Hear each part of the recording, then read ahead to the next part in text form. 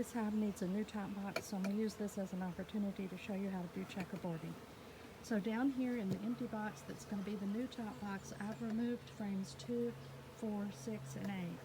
I'm going to take frames 2, 4, 6, and 8 from the top box of this hive and put them in those slots in the box that will be the new top box. I'll replace 2, 4, 6, and 8 in this box with empty frames.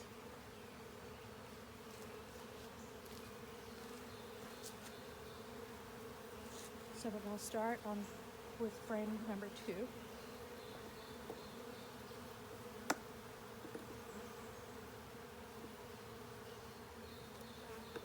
These bees are a swarm that just moved into this hive. I had this hive sitting up in my front yard waiting for a swarm that had moved in to an abandoned box in my downstairs, but that swarm was showing no signs of a new queen. So, of a laying queen. They didn't have brood flying in. They didn't have bees flying in with pollen on their legs. So I decided to just put some swarm lure on this box for the heck of it, and a swarm moved in, much to, I must say, the consternation of my neighbors. So here we have a frame that's set up for honey, but they haven't used it yet. I'm still going to do the checkerboarding because we're in the middle of the nectar club. So I'm putting this frame number 2, and I'm going to show you with the camera. I've just put frame number 2, which is right there. You can see the bees crawling on it, into the empty slot in that box. Now I will replace frame number 2 up here in this box. Let me make sure you'll still see it.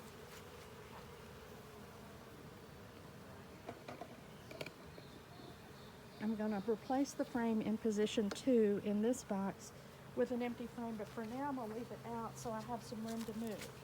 So now I'm going to move frame 3 over.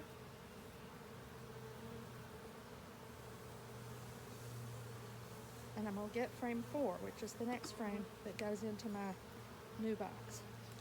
So I'm going to take out frame 4. I'll put another hive drape over these exposed frames to keep the bees calmer. And then I'm going to take out, if I can do it, I'm going to take out frame 4. I think I need a different hive tool. Hold on.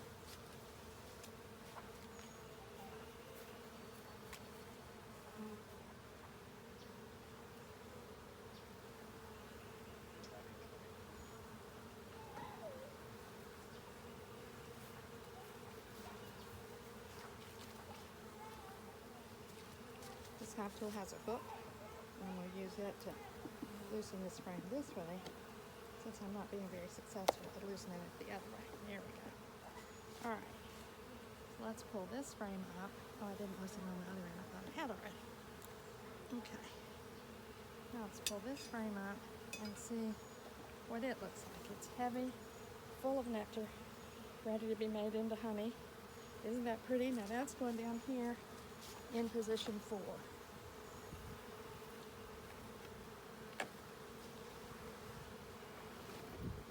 Now in this box we have position empty, full, which is what you're trying to achieve in checkerboarding. I'm going to get a hive drape for that box now that we've got 2 frames of bees down there.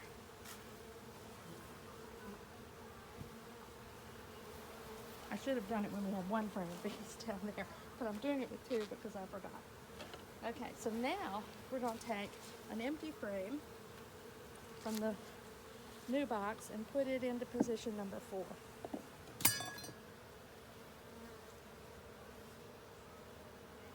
Now we're going to move frame 5 over because we're leaving it in this box.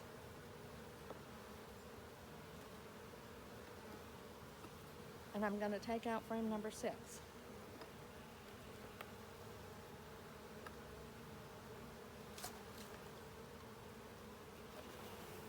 Now this frame is full of lots of empty comb, but they're using it to make honey. So I'm going to put frame number 6 in the number 6 position in the new box.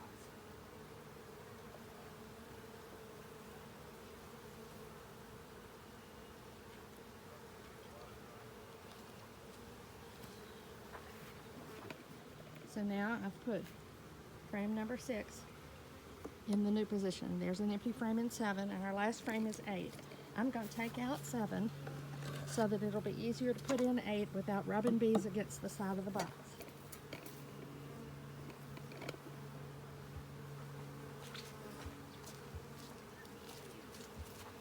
Hi. Sorry? They're doing great. This hive I'm worried about. I think they have a new queen, but the rest of them are doing great. So, I also have the bees up at the community garden. I don't know if you've seen the hives up there. They're all doing great for sure. What community garden? On Hill Pine. It's the Morningside Community Garden, and it's just about a street away from here. Like yeah, you probably do. It's the Georgia Power. The Georgia Power lines are all there, and there's a huge community garden there. And my beehives are behind a big rock. You can't really see them from the street. Yeah, but they're all doing well. So, which is exciting, right? Right. I saw about the Asian honey wasp or something. Sounded awful, didn't it? There, at least it's over in Washington State. They came over from Asia. I'm 71. I figure I'll be dead and gone by the time they get to Georgia. I don't want to deal with them. They look lethal. Well, they said they were in that New York Times article, so I don't know. Maybe he'll get on it. That's good. I'll cross my fingers. Y'all have a good day. So now I'm moving hive frame 7 over because it's staying in the hive. And I'm going to get frame 8. And frame 8 has wonky comb on it. Don't like the wonky comb. I'm going to have to think about how we're going to handle that. I'll show you what I mean when I take it out. I think we're going to turn it. I don't know. I might have to help them with a rubber band. Goodness gracious. I need to move all of these over some just to get this wonky comb out. What they did was expand their comb into the empty space that was available to them because there was an empty frame beside them. And in doing so, they've really made a mess.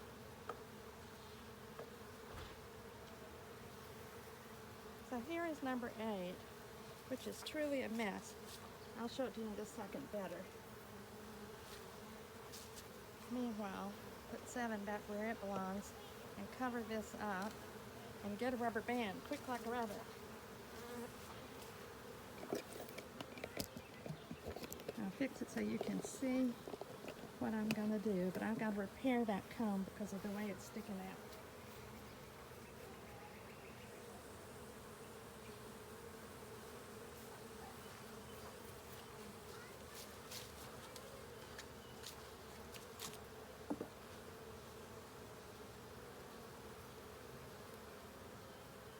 So see how they've done the comb without attaching it to the top?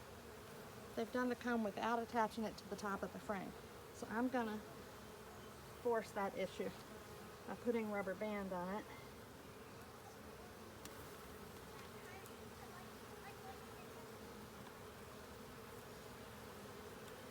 This is what happens when you use foundationless frames, but I would not use them for anything. Let me get another rubber band and some sideways rubber band.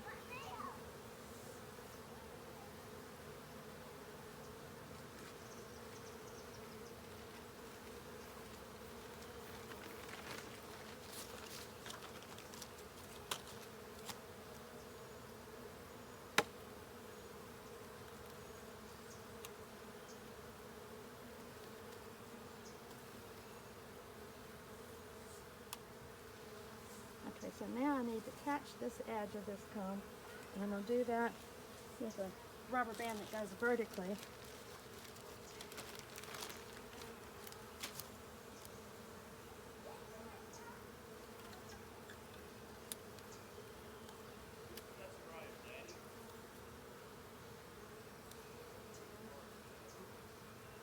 I'm not sure that's doing the trick, so I'm going to do it again. And then I'm going to put this frame so that it's up against the wall, turned around, not the way the bees had it.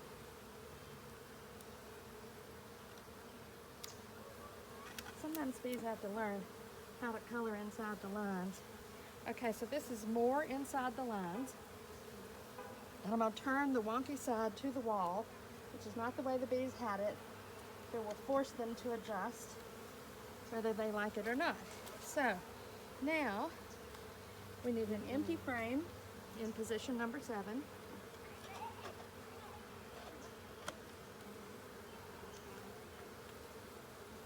So we have all 8 of our frames in this box, and it's ready to go back on top of the hive.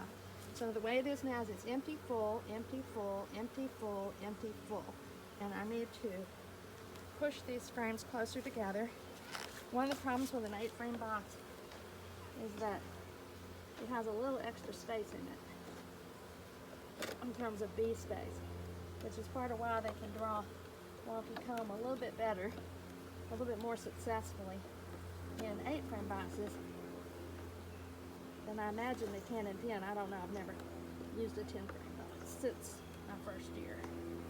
Okay, so that box is ready to go on the hive, but now we have to go back to the original box. Pull this away.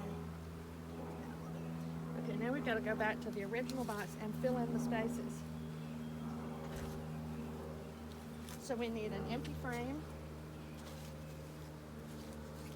in 8. Oh, I'm not showing you. Let me turn you so you can see.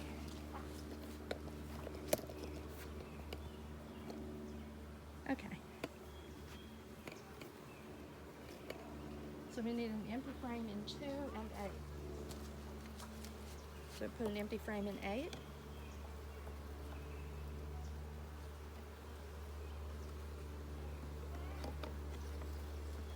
And move these frames over closer to the wall. So now we have 8 is empty, 7 is full, 6 is empty, 5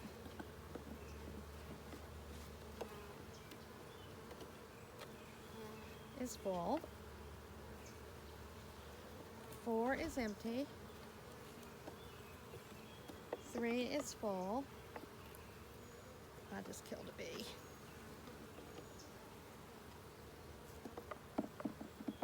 And 2 is going in empty, and 1 is full.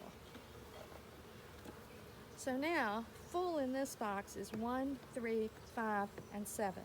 Empty is 2, 4, 6, and 8. In this box that I'm putting on,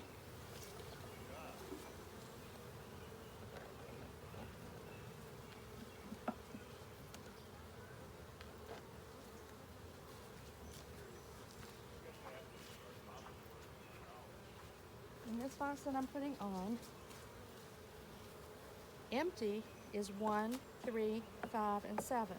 Empty 1 is above full below. Empty 3 is above full below. Empty 5 is above full below, and empty 7 is above full below. That's the checkerboarding part. Every other one now is a filled frame in these 2 boxes. And what that does is it inspires the bees to fill up the space. They're like, oh boy, we've got more room to store honey. The catch for us is they may not do it because the tulip poplar is right at the end of its bloom, so we don't know how much longer the nectar flow is going to last. So now we put the inner cover back on. And because I was doing that work on 8, there's either nectar or honey right here. We'll see what it is. Probably more nectar than honey, but I'm going to taste it.